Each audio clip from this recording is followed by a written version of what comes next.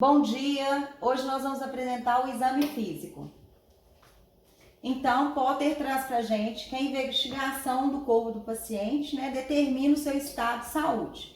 E para isso envolve técnicas como inspeção, palpação, percussão, ausculta e olfato.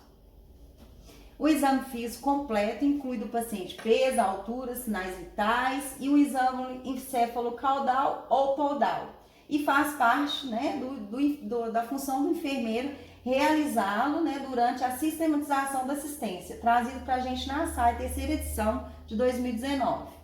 A inspeção, então, é uma observação detalhada da superfície corpórea, avalia cores, forma, simetria, cavidade corpórea, pode ser estática e dinâmica. Vem inspecionar o seu estado geral de consciência, estado nutricional, postural, movimentação, coloração da pele, mucosa, hidratação e a higiene corporal. Assim, quando você aborda o paciente, você já avalia vários aspectos, desde o seu estado emocional, se tem depressão, alegria. Neste momento, a gente já avalia o Glasgow do paciente, se ele teve uma abertura ocular espontânea, se ele obedece a comandos. Tudo que o Glasgow traz para a gente é o momento de ser avaliado logo nessa abordagem. E aí, aqui traz pra gente, tá vendo? Sistema neurológico, corpóreo, deve ser avaliados mental, emocional, nível de consciência, linguagem, aparência, função intelectual, memória, conhecimento, julgamento de pensamentos, associação, função sensorial, coordenação, equilíbrio e reflexo. E aí, quando a gente chega, na cabeça, que a gente vai começar o exame, então a gente avalia toda a parte do crânio, avaliando simetria, se tem pontos dolorosos, de abalamento, e aí a gente passa para a região orbicular, a gente vai avaliar aí as pupilas estão isocóricas, anisocóricas, a esclera, as mucosas estão hidratadas ou não, se tem presença de secreção. Avalia o pavilhão auditivo, se ele tem acuidade bilateral ou não, se tem presença de sujidade, secreção. Avaliamos as fossas nasais, na palpação avalia se tem dor, se tem desvio de septo, secreção. Não devemos esquecer aí o oral, avaliando a dentição, se tem presença de prótese ou não, se a higienização é adequada, se tem alguma presença de fungo. E sem esquecer da região do pescoço, que nós vamos passar por ela mais detalhadamente. Aqui traz pra gente, tá vendo? No crânio, a simetria, couro cabeludo, sujidade, presença de pelosidade, característica do cabelo, se tem alopecia ou não, depressão, pontos dolorosos, na face, a simetria, presença de mancha, nos olhos, inspeção estática e dinâmica, inosocórica, isocórica, novamente, se tem fotorreação, o olfato deve ser usado, ele revela pra gente patologias ocultas e pode ser reconhecido por quaisquer outros meios, O olfato auxilia, então, na detecção de anormalidades que em outros meios não é revelado pra gente. Aqui eu trouxe novamente, a região do pescoço e sua rede linfonodais, que deve ser observadas. Aqui a gente traz as veias jugulares, que deve ser observado se tem engurgitamento das mesmas ou não. Nessa região a gente faz a ausculta aqui do frêmio do tóraco vocálico, E aqui eu trouxe uma foto de todo o sistema linfonodal para que a gente tenha na mente que durante todo esse exame deve ser avaliado toda essa rede, não só a rede cervical, mas axilar, do timbo, das virilhas, Então todo esse sistema deve ser buscado aí alguma anormalidade. Aqui a gente traz o tórax, Lembrando que nesse momento você vai avaliar toda a simetria, a expansibilidade torácica. Aqui você vai contar a incursão por minutos de como que está a respiração desse paciente. Aqui a gente busca, patologias desse sistema, ou seja, ronco, sibilo, crepitação, A gente traz um pouquinho de novo da inspeção, da palpação, seus objetivos, a percussão, que também é feita no tórax, para ver se tem presença, tá vendo? De timbres de sons gerados por presença de ar, ou presença de massa, ou presença de líquidos, ou presença de secreções, no caso da pneumonia, no caso de ectoplasmia, no caso de hemotórax, pneumotórax, que são as patologias que a gente geralmente vai buscar em todo esse sistema. A ausculta, né, é uma hora importante a gente ter os ouvidos apurados, né, a partir desse sistema, né, que a gente vai utilizar muito. Então, vai detectar a variação, né, que considera normal, ou vibrações transmitidas para a superfície captadas de maneira direta e indireta. A indireta vai ser através do estetoscópio, né, e como exemplo vem o pinar aí também. Aqui existem os pontos, né, de ausculta aí desse sistema, e a gente deve seguir sempre a mesma ordem. Então, você começou por um lado, ponto 1, 2, e vai comparar com o outro lado. Então, ponto 1, 2. Avaliou os outros lados, você vai seguindo sempre a mesma sequência. Frontal e a parte das costas são os dois lados que a gente deve avaliar aí esse sistema respiratório do paciente. Todo o tórax, né, composto pela mama, independente da gente ter aí masculino ou feminino, as mamas devem sempre ser avaliadas. A gente vai avaliar aí se tem um mamilo invertido, se tem secreção nesse mamilo, se tem alguma glândula palpável, algum nódulo. Então, não devemos nunca esquecer da mama, independente do sexo.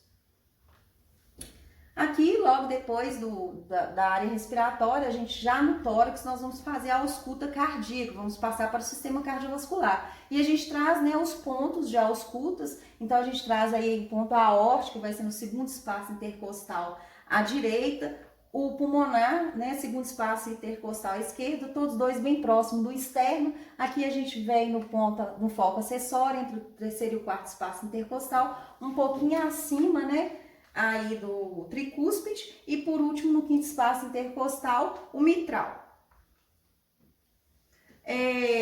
Aqui a gente busca o sistema cardiovascular. Eu vou lembrar um pouquinho da circulação, a gente deve ter ela bem aí na nossa mente no momento dessa ausculta, para a gente saber o que a gente está buscando nessa ausculta cardíaca. Na ausculta cardíaca, geralmente a gente busca aí ou uma estenose, né, ou uma insuficiência cardíaca. E aí, a gente tem essa representação aqui que fica fácil de ver, né? Então, aí pelas veias, a veia cava superior e inferior, ela vai encher aqui, fazer o enchimento do átrio direito. Nós teremos a primeira válvula aí, a mitral, né? Que vai jogar para o ventrículo esquerdo. Do ventrículo esquerdo, a primeira válvula sublunar, que vai para a aorta pulmonar. Na aorta pulmonar, esse sangue vai ser oxigenado dos pulmões e vai voltar pelas veias pulmonares. Das veias pulmonares, ele vem para o átrio esquerdo, passa pela segunda válvula, que vai ser a tricúspide, e manda para o ventrículo esquerdo. Do ventrículo esquerdo, a segunda válvula sublunar, né, que é a aorta. Então, esse sangue é ejetado e distribuído através da aorta por todo o corpo. Aqui a gente tem uma apresentação do mesmo sistema cardiovascular interligado a todos os outros. Então, a gente faz uma inspeção, uma ausculta, uma avaliação do sistema separadamente, mas eles funcionam interligados, né? E a gente pode ver que essa circulação, ela desce por toda a região abdominal. Então, a gente pode faz parte da ausculta cardiovascular, todos esses pontos, né? Onde a gente pode achar alguma intercorrência, alguma anormalidade dessa ausculta, dessa circulação nesses pontos aqui, tá? Aqui a gente traz uma demonstração do abdômen feminino e do masculino. Então, você pode ver que é um pouco diferente a distribuição dos pontos pela mulher, que tem alguns órgãos subjacentes no sistema reprodutor a mais do que o homem, né? E ele tem o tórax um pouco mais alongado, então é mais bem distribuído, né? Aí o sistema dele digestólico do que da mulher, que você pode ver que ela tem um comprometimento, né? Ele é um pouquinho mais comprimido, mais apertado no setor feminino. E a percussão é muito usada, né, na região abdominal, através da percussão com leves batidas na pele das pontas dos dedos, né? Promove vibrações de tecido subjacente de órgãos, já foi falado, né? Mas os timbres de sons gerados, a presença de ar, líquidos ou fibrosos de alguns órgãos. Então, a gente vai procurar aí som tipânico, maciço e submaciço. A palpação dessa área, né, a gente pode procurar aí, por exemplo, o baço, decúbito lateral esquerdo. Não é normal palpar esse órgão, ele é palpável apenas com esplenomegalia, ou seja, se ele estiver aumentado, né? A palpação pode ser superficial ou profunda.